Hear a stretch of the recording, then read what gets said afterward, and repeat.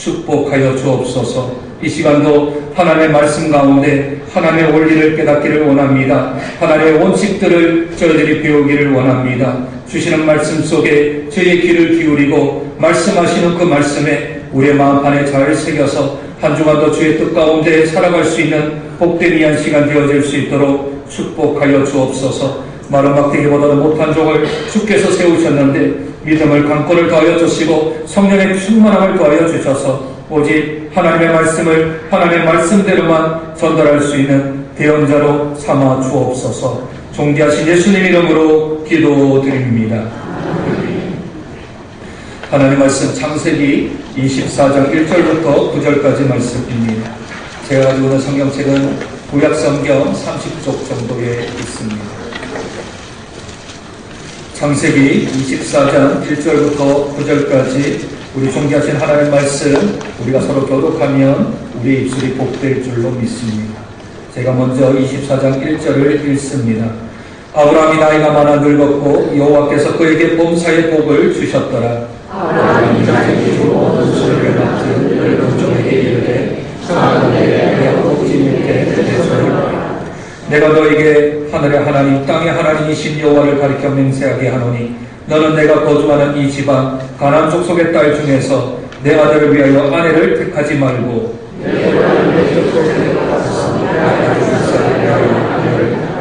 종이 이르되 여자가 나를 따라 이 땅으로 오려고 하지 아니하거든 내가 주인의 아들을 주인이 나오신 땅으로 인도하여 돌아가리이까.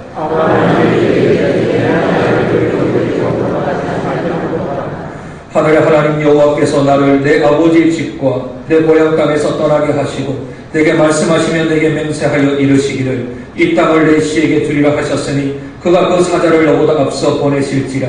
내가 거기서 내 아들을 위하여 아내를 택할지니라. 나의 맹세가 너와 상관이 없나니 오직 내 아들을 데리고 우리로 가지. 함께 읽습니다.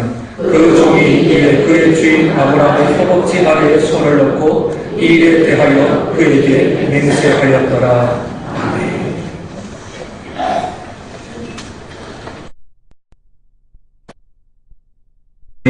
성도의 거목이 되어진 아브라함, 그가 하나님의 장성한 분량의 믿음이 이르자 행했던 일들은 슬픔과 애통, 그의 아내의 죽음을 뒤로하고 언약 가운데 나아간 일입니다.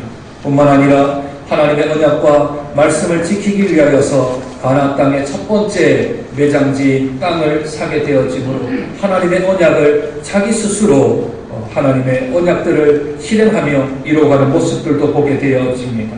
뿐만 아니라 겸손함으로 하나님의 세우신 지도자입니다. 하나님이 세우신 선지자입니다. 라는 말을 뒤로하고 그가 고개를 숙여 그들에게 절하며 겸손하여 나는 나그네요 우거하는 자일 뿐입니다 하며 그의 인품을 그의 인격을 나타내기도 하였습니다. 뿐만 아니라 거저 주겠다는 땅을 거저 받지 아니하고 거저 하나님 앞에 받은 은혜로 인하여 그 값을 그 대가를 치름으로 하나님의 나라와 원칙과 원리 가운데 살아갔던 아브라함의 모습이 있었습니다.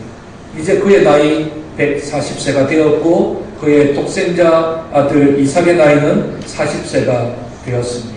이제 마지막 자기에게 남겨진 사역이 하나 있습니다. 그것은 자기의 후손을 이어가야 할 텐데 이제 이삭이 아내를 맞이해야 합니다.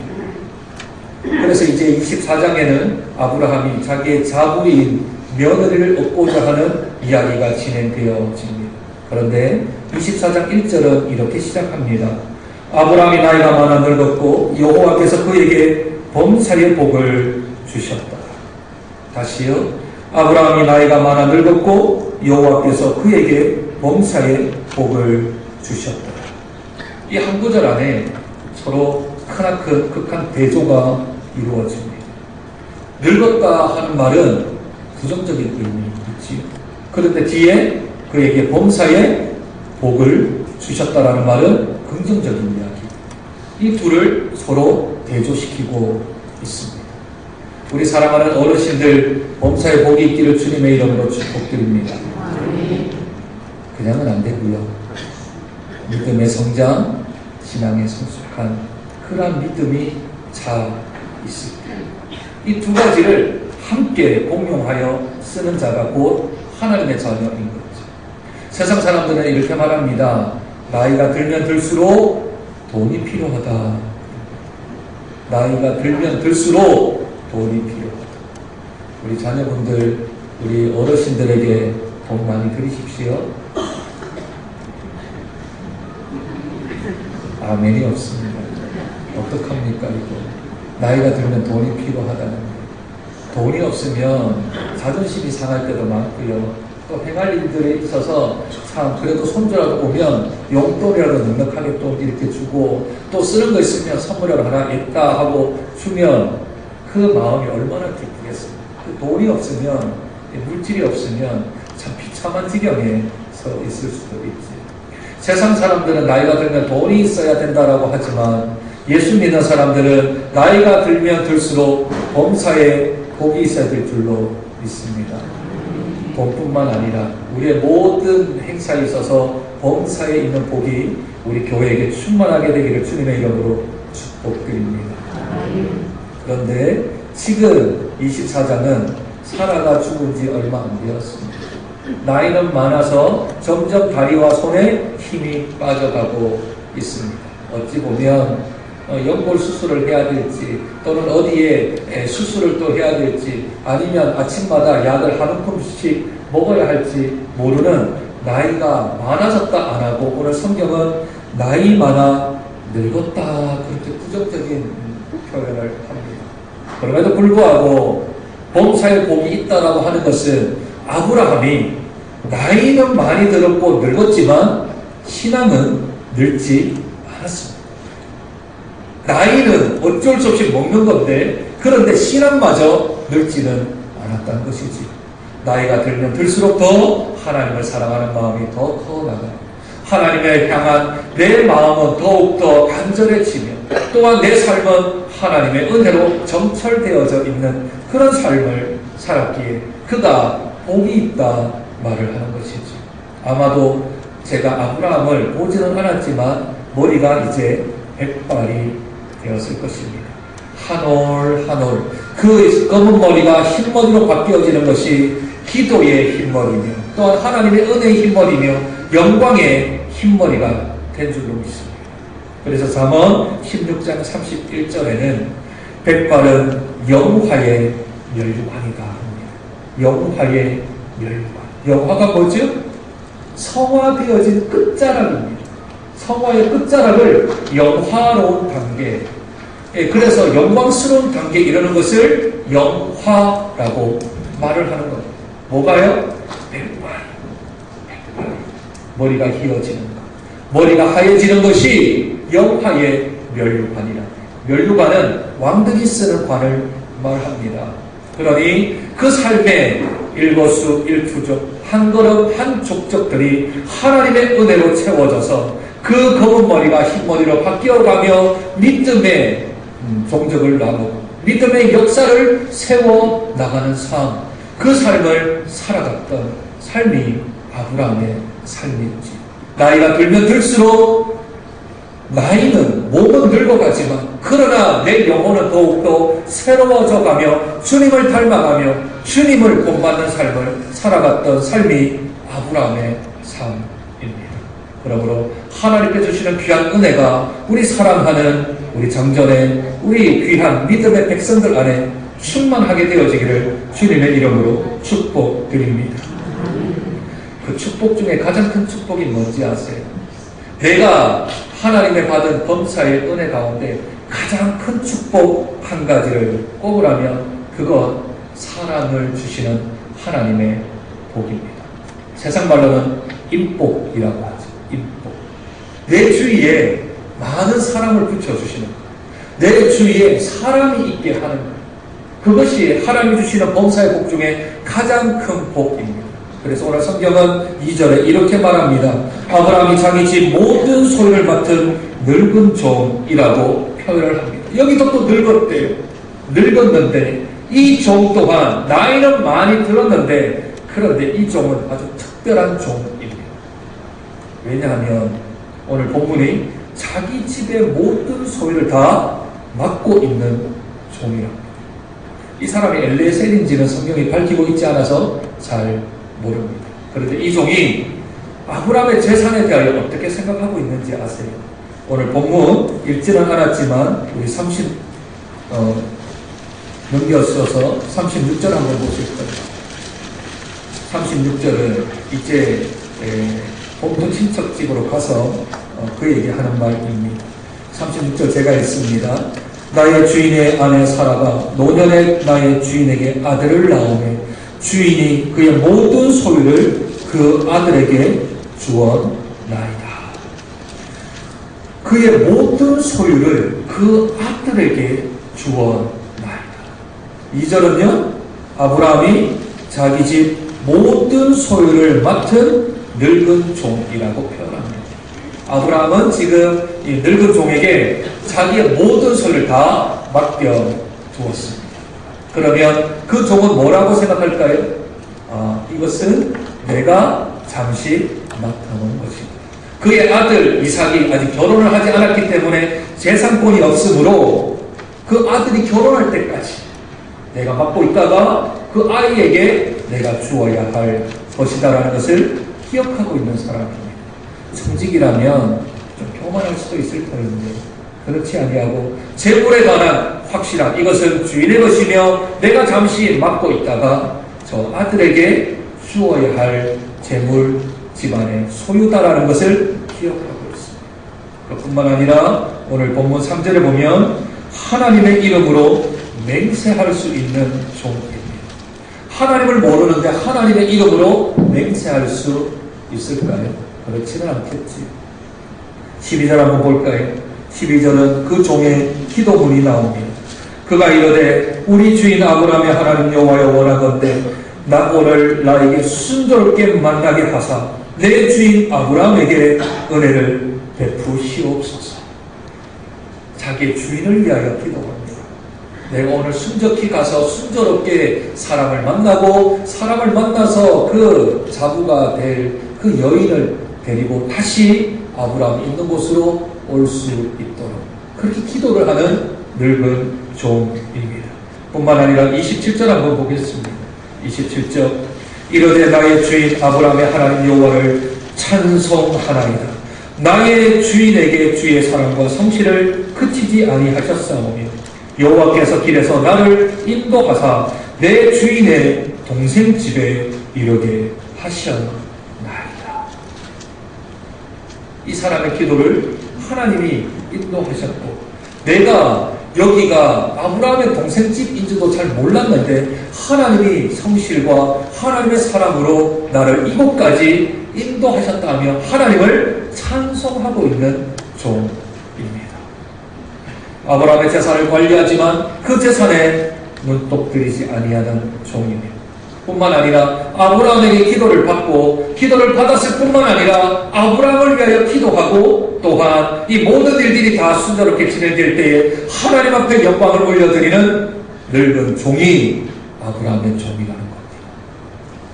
생명처럼 여기는 마지막 사역을 내가 나이가 많아 갈 수 없으니 다른 종에게 시키지만 그 종은 나를 대신하여 나의 말, 나의 행동, 내가 가지고 있는 신앙, 내가 가지고 있는 믿음을 대신하여 행할 수 있는 종이 그 옆에 있습니다. 내 신앙에 어려움이 생길 때, 내 믿음이 연약해질 때, 내가 바닥까지 쳐서 내려가 있을 때, 내가 누구 한 사람에게 다가가서 자기의 마음을 호소할 수 있는 사람, 나의 영적인 심령의 건강 상태를 잘 알아서 나에게 정말 조언을 하고 직언을 하고 나에게 필요한 말을 해줄 수 있는 그런 영적인 친구, 영적인 동역자, 영적인 나의 벗이 있는 사람은 범사에 복이 있는 줄로 믿습니다. 세상을 다 가져도 사람을 놓치면 그것은 세상을 가진 게 공부 잘하는 친구 옆에 공부를 못하는 친구들이 붙어서 그 아이들이 공부를 잘하게 되는 그런 친구는 범사에 복이 있는 친구입니다. 그런데 공부는 잘하는데 공부 잘하는 우리 아이 옆에 참된 친구가 없으면 그 아이는 교만한 친구입니다. 그러므로 범사에 복이 없는 친구이죠. 내가 주의 일을 열심히 합니다. 주에 맡겨진 사역들을 최선을 다해야 합니다. 그런데 내 주위에 성도가 없어요. 내 주위에 사람이 없어요. 나는 언제나 혼자예요. 나는 혼자 있어야 해요. 누구 하나 다가가면 그냥 형식상인 관행적인 말들은 오고 가는데 깊은 기도의 제목이 나오지를 않아요. 그리고 나를 위해서 정말 생명 다하여 기도해주는 사람이 없다면 그분은 범사에 복이 없는 사람입니다. 내 손에는 뭔가 잡혀 있을지는 모르겠지만 가장 하나님께서 사용하시는 방법은 사람입니다.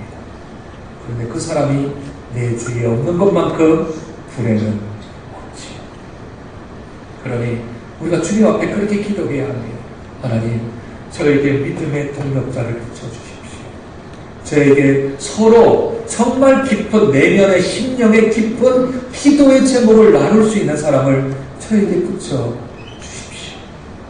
만약 그런 사람이 있다면, 만약 흉금을 다 털어놓고 함께 나눌 수 있는 그런 나의 동력자가 있다면 하나님 앞에 감사하십시오. 하나님 앞에 찬송을 올려 드려야 합니다. 여러분들에게는 그런 동력자가 한 사람 이상은 있는 줄로 믿습니다. 한 사람 이상은 있는 줄로 믿습니다. 모두 다 아멘 하시지요. 왜냐하면 제가 있지 않습니다. 제가 있지 않습니다. 제가. 그렇죠? 네. 생각해보면 멀리 갈 것 같은데 멀리 갈 것 없고 등장 밑이 어둡다고 제가 있지 않습니다.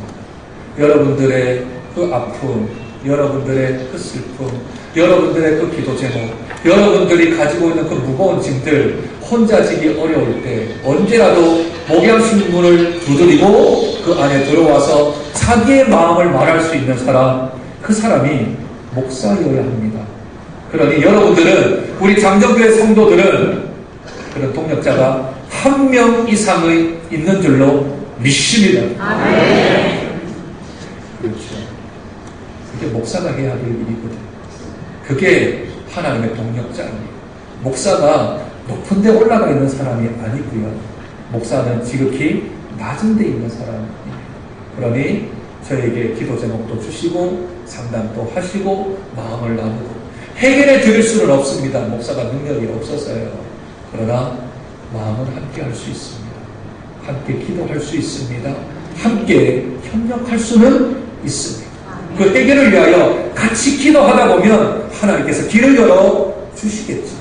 오늘 아브라함에게 종을 붙여 머나먼 타고 600km나 떨어져 있는 곳을 걸어가 두세 달이나 걸린 그 길을 걸어갔는데 하나님이 순적하게 기도로 시작하고 기도로 진행하며 기도로 마무리할 수 있는 하나님의 은혜 사람을 붙여 주신 것처럼 목사와 성도 간의 관계가 이런 아름다운 기도의 동력자가 되어지기를 축복합니다.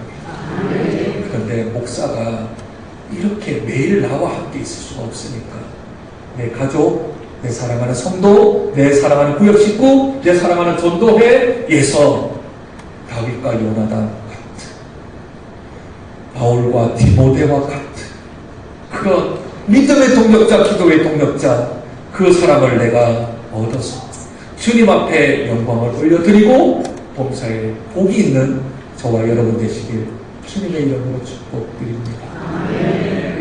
또한 마지막으로 이 아브라함은 지금 믿음의 거룩한 장성한 분량에 이르렀을 때 그에게는 영적인 확신이 있었어요. 믿음의 삶들을 살아보니까 어떤 하나님의 원칙과 원리들을 발견하게 되어졌는데 믿음의 확신이 있었어요.